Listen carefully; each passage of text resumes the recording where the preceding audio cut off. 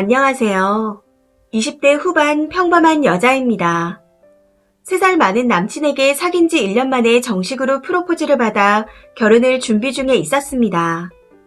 사귀면서 저보다 3살이나 많은 인간이 간혹 어린애처럼 고집부리거나 말도 안 되는 생떼를 부리며 본인의 귀여운 투정이라 포장할 때도, 술에 취해 연락이 안 돼서 싸울 때 너 때문에 속상해서 친구들과 한잔한 거라며 다 너 때문이다 하고 결론을 내리며 우길 때도, 데이트할 때 오늘 부모님이랑 외식하기로 약속했었는데 회사에 일이 있었는데 뻥치고 너 만나러 온 거니까 나한테 감사한 마음을 가져야 한다며 자랑스럽게 말할 때도, 제가 친구들과 여행 갔을 때 질투 유발이라는 명목하에 여자 후배와 술 먹고 포옹한 사진을 카톡 프로필로 바꿔놨을 때도 병신 같은 저는 이 사람이 날 많이 사랑해서 그런가 보다 하고 생각했습니다.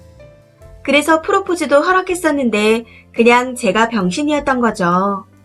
프로포즈 받고 나서 일주일 정도 후에 남친 부모님께 인사를 드리러 갔습니다.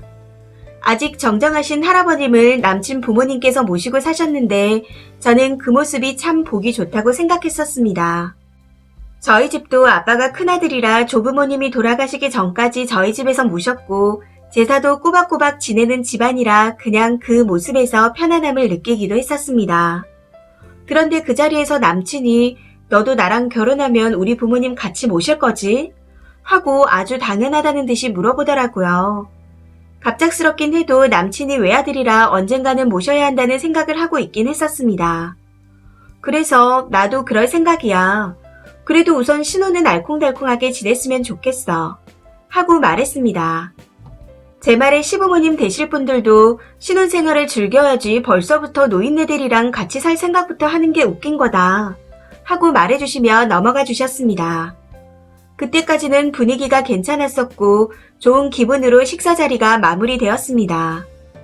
그런데 문제는 식사 자리를 끝내고 남친이 저를 집까지 데려다 주면서 시작되었어요.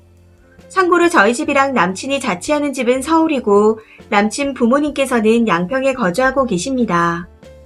무튼 집으로 가는 차 안에서 남친이 나는 네가 나랑 결혼하면 일 같은 거 안 하고 집에서 우리 엄마한테 살림이나 배우면서 있었으면 한다. 너 일 욕심이 너무 많아 보여서 보기 안 좋다. 날 잡고 결혼 준비하면서 일 그만두면 결혼식에 사람들이 별로 안 올 테니까 결혼하고 3개월 내로 정리해라. 그리고 신혼은 무슨 신혼이냐. 우리 할아버지 평생 소원이 3대가 한 집에서 자기 살림을 꾸려나가면서 사는 거니 그 소원 들어드리자. 언제 돌아가실지도 모르는 불쌍한 노인네다. 우리 할아버지 돌아가시면 분명 내 앞으로 재산 남겨주실 텐데 그럼 그게 네 거 아니겠냐. 그러니 불평불만 하지 말고 같이 살면서 부모님한테 잘하고 할아버지 말동무도 해드리고 집안일도 잘해라 하고 말하는 겁니다. 남친네 부모님이 계시는 양평집이 할아버지의 소유이고 젊을 때부터 약사 일을 하셔서 재산이 꽤 많으시다고 듣긴 했습니다. 그래서 그런지 재산 물려받아야 하니 참고 네가 효도해라 하는 말로밖에 들리지 않아 너무 어이가 없었습니다. 남친이 그런 말을 쏟아내는데 점점 정신이 들기 시작하더라고요. 여태까지 내가 병신같이 행동했구나 하고 깨닫게 되었고 이 남자는 나를 식모살이 시키려고 결혼을 하자고 하는구나 하는 것도 깨닫게 되었습니다. 처음에는 남친 부모님께 인사를 먼저 드리고 그 다음 주말 저희 집에 인사를 드린 후 상견례 날짜를 정하기로 했었는데 그 자리에서 우리 결혼 좀 더 생각해보자 하고 내려달라고 했습니다. 제 말에 남친이 잠시 당황하는 듯 하더니 갓길에 차를 세우더군요. 그러면서 하는 말이 갑자기 왜 그러냐? 뭐가 문제냐? 하며 정말 아무것도 모르겠다는 듯이 물어보는데 설명하기도 귀찮고 말할 가치도 못 느껴서 바로 차에서 내렸습니다. 그러고는 지하철을 타고 집으로 왔어요. 집에 와서 실컷 울고 실컷 자고 난 뒤 많은 생각을 한 끝에 이 결혼 안 하겠다 하고 결론을 내리게 되었고 저희 부모님께 다 말씀드렸습니다. 부모님께서는 어느 것 하나 진행된 게 없고 아직 급할 거 없으니 뜻대로 하라고 말씀하시더군요. 그리고 다음날 남친과 만나 이야기를 나누었습니다. 저를 보자마자 어제 왜 그렇게 갔냐며 화를 내더라고요. 원래는 침착하게 조근조근 설명을 할 생각이었는데 보자마자 화를 내니 저도 참을 수가 없어 다다다 따졌습니다. 난 도저히 오빠가 하는 말들을 받아들일 수가 없다.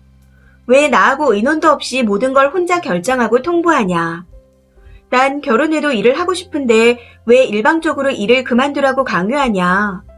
그리고 부모님 모시고 사는 것도 그렇다. 오빠가 외동이다 보니 나중에 부모님 모시고 살아야 한다는 생각은 하고 있었고 우리 부모님도 그렇게 사셨기에 거기에 대해 크게 불만이 없었다. 그런데 신혼생활을 하기도 전에 부모님도 모시고 심지어 할아버지까지 모시고 살면서 살림을 배우라니 내가 무슨 식모냐. 그런 생각을 가지고 있었으면 먼저 나에게 얘기를 해주지 그랬냐. 하고요.